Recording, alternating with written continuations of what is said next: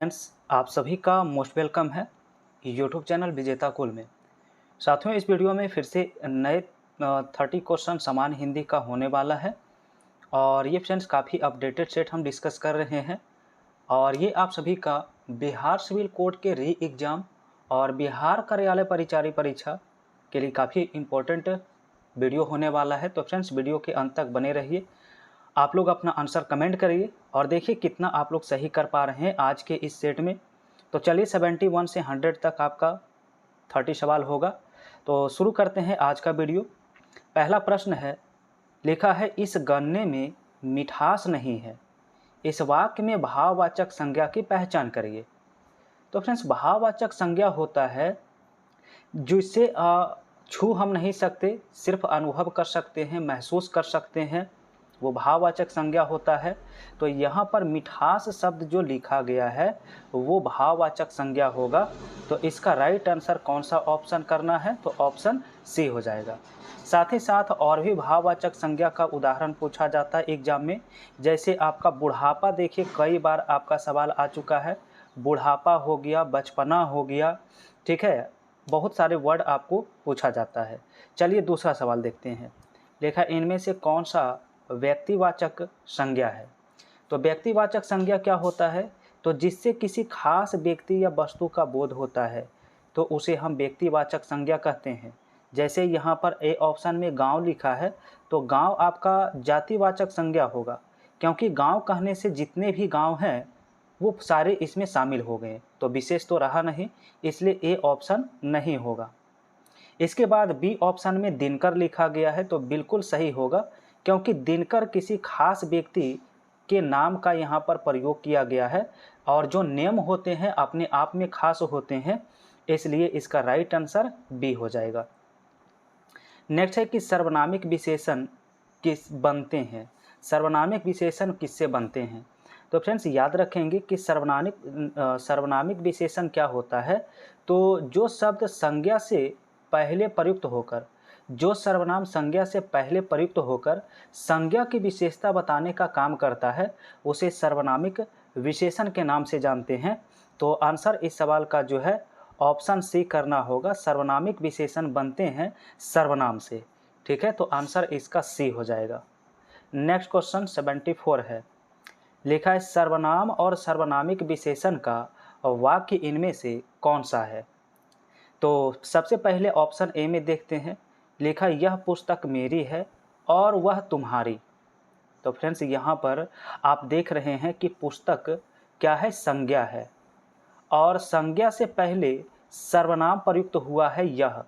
तो अगर संज्ञा से पहले सर्वनाम प्रयुक्त होता है तो उसे ही हम सर्वनामिक विशेषण कहते हैं, क्योंकि ये जो सर्वनाम है ये संज्ञा की विशेषता बताने का काम करता है या फिर संकेत करने का काम करता है, इसलिए इसे हम संकेतवाचक विशेषण के भी नाम से जानते हैं।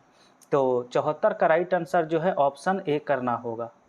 नेक्स्ट क्वेश्चन है, संज्ञा की माप तौल का बोध कराने वाले विशेषण को क्या कहते हैं? याद रखेंगे कि जहाँ पर माप तौल का बोध होता है वो परिमाणवाचक कहलाता है। आंसर बी होगा। जैसे हम कहते हैं 2 लीटर दूध, 2 केजी चावल, इस तरह से जो होता है वो परिमाणवाचक में आते हैं। क्वेश्चन नेक्स्ट है। लिखा है सीता कलम से लिखती है, इस वाक्य में किस कारक का प्रयोग हुआ है? देखिए आप याद रखेंगे कि अगर किसी इंस्ट्रूमेंट या साधन की सहायता से हम कोई काम करते हैं तब वहाँ पर करण कारक की विभक्ति प्रयुक्त होता है। तो चूंकि यहाँ पर कलम से लिखने का काम किया गया है तो कलम लिखने का साधन है, इसलिए हमें आंसर बी करना होगा, करण कारक, ठीक है। वहीं पर ऑप्शन डी में आपादान कारक है, तो इसकी विभक्ति भी से होता है, लेकिन यहाँ पर डिफरेंस है दोनों में। आपादान कारक जो होता है वो अलगाव के सेंस में प्रयुक्त होता है। जैसे अगर कहते हैं पेड़ से पत्ता गिरा, हिमालय से गंगा निकली, तो ये सभी आपादान कारक के अंतर्गत आते हैं।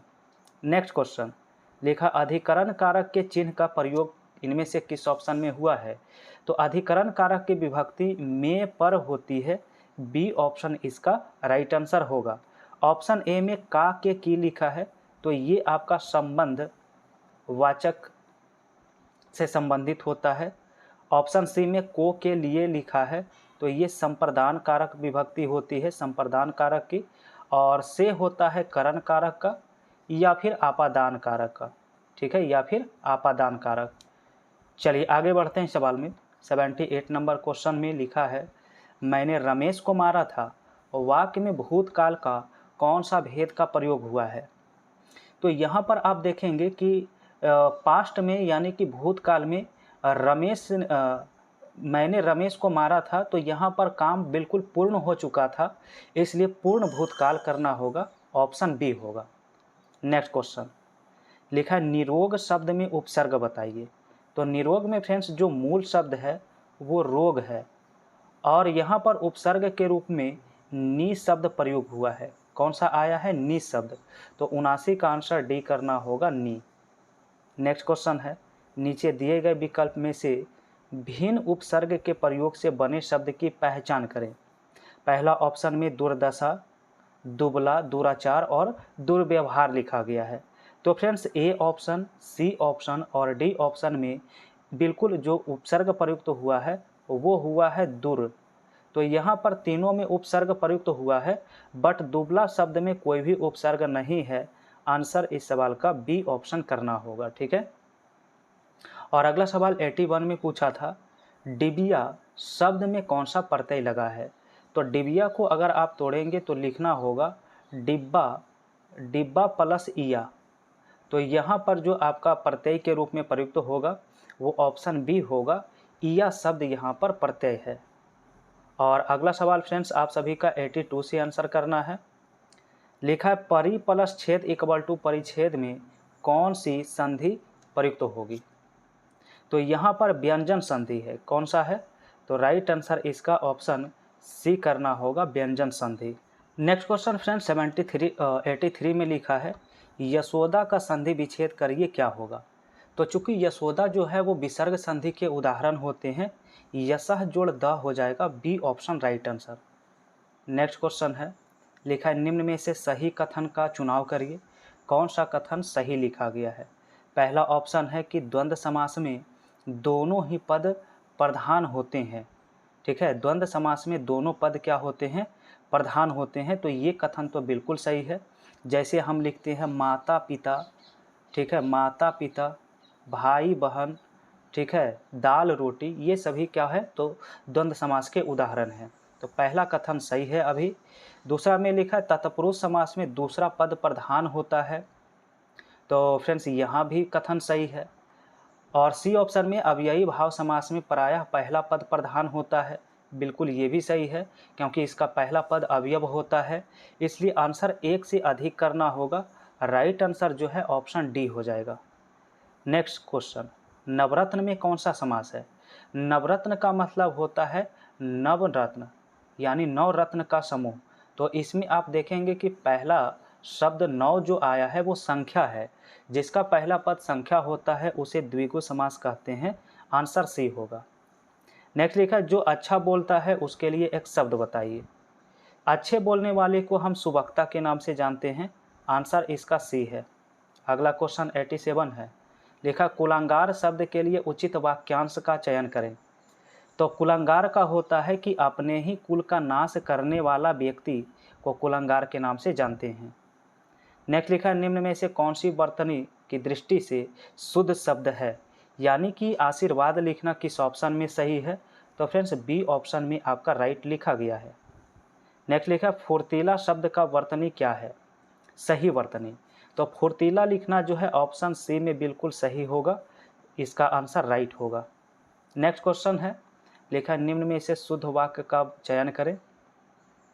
तो 90 का राइट आंसर हो जाएगा ऑप्शन सी, सीता घर पर नहीं है, यह लिखना बिल्कुल ही क्या है, सही है। तो 90 का आंसर फ्रेंड्स सी होता है। नेक्स्ट क्वेश्चन 91 है, लिखा है, मारा गया है वह शुद्ध कीजिए क्या होगा। तो यहाँ पर फ्रेंड्स शब्दों का अरेंजमेंट सही नहीं है, सही अरेंजमेंट सी में होगा, होना चाहिए हाय वह मारा गया। नेक्स्ट लिखा है, असंगत या बेमेल शब्द की चयन करें। कौन सा इसमें असंगत है। तो फ्रेंड्स यहाँ पर राइट आंसर जो आएगा वो ऑप्शन नंबर 92 का डी हो जाएगा, अशोक। जो सबसे अलग है, क्योंकि रोष या कोप या अमर्ष ये सभी के सभी जो होते हैं ये क्रोध या गुस्सा के पर्यायवाची शब्द होते हैं। ये सभी के सभी क्रोध या गुस्सा के क्या होते हैं? पर्यायवाची होते हैं। तो इसमें असंगत क्या है? ऑप्शन डी है। चलिए अगला क्वेश्चन आप सभी का 93 नंबर सवाल है। लिखा है पर्वत का पर्यायवाची शब्द बताइए। तो फ्रेंड्स पर्वत का पर्यायवाची शब्द होता है पहाड़, शैल, अचल या फिर गिरी। तो राइट आंसर यहाँ पर करना है ऑप्शन सी हो जाएगा। शैल यहाँ पर क्या होगा? पर्वत का पर्यायवाची शब्द। नेक्स्ट लिखा है पाताल शब्द का उचित विलोम शब्द बताइए। तो पाताल का आकाश होता है और आकाश यहाँ पर राइट आंसर। अब यहाँ पर आकाश भी है, गगन भी है, ताल भी है। अब यहाँ पर देखिए नभ भी लिखा गया है। तो उचित विलोम शब्द का यहाँ पर पूछा गया, चयन करिए। ठीक है, तो 94 का फ्रेंड्स बी ऑप्शन याद रखना होगा। आकाश इसका क्या होगा? उचित विलोम शब्द होगा। नेक्स्ट क्वेश्चन 95 है। लिखा है सुंदर शब्द का सही विपरीतार्थक शब्द बताइए। सुंदर का अपोजिट वर्ड क्या होगा? तो असुंदर हो जाएगा, ऑप्शन डी हो जाएगा। नेक्स्ट लिखा है खाक छानना, इस मुहावरे का अर्थ क्या है? तो इसका मतलब है दर दर भटकना, ऑप्शन सी। नेक्स्ट क्वेश्चन है। लिखा है ऊँट के मुंह में जीरा का अर्थ क्या होता है? तो ऊँट का मुंह में जीरा मतलब है बहुत बड़े को बहुत थोड़ा देना। नेक्स्ट लिखा है रामचंद्र शुक्ल के द्वारा रचित कविता की परख निबंध का मूल भाव क्या है? तो फ्रेंड्स 98 का राइट आंसर सी होता है, कविता का मूल्यांकन करना। और अगला सवाल 99 नंबर क्वेश्चन है। लिखा है किस विकल्प के सभी शब्द जो है वो तद्भव शब्द के उदाहरण हैं? सभी के सभी तद्भव शब्द किस में है? तो ऑप्शन डी में है, छकड़ा, काजल और खेत। और आज का अंतिम प्रश्न जिसका आंसर आप सभी को कमेंट में बताना है, 100 नंबर सवाल। लिखा है किस विकल्प में सभी शब्द तत्सम शब्द हैं? तत्सम होता है संस्कृत के मूल शब्द और इसे पहचानना काफ़ी आसान होता है। आप लोग आंसर कमेंट करिए। ए ऑप्शन में छिद्र और 100 लिखा गया है, बी में आपका सच और ग्राम है, सी में आधा और काम है, जबकि डी में मस्तक और श्वास है। चलिए आप लोग फटाफट राइट आंसर कमेंट करिए और इस तत्सम शब्द का जो तद्भव शब्द होगा वो भी आप लोग कमेंट में ज़रूर लिखिए कि इनका तद्भव शब्द क्या होगा। तो फ्रेंड्स चैनल पर पहली बार जुड़े हैं तो आप सभी को बता दें इस चैनल पर आपका प्रतिदिन लाइव मैराथन क्लास भी होता है रात 8 बजे, जिसमें फुल मॉक टेस्ट हम डिस्कस करते हैं, काफ़ी डिटेल में डिस्कस करते हैं।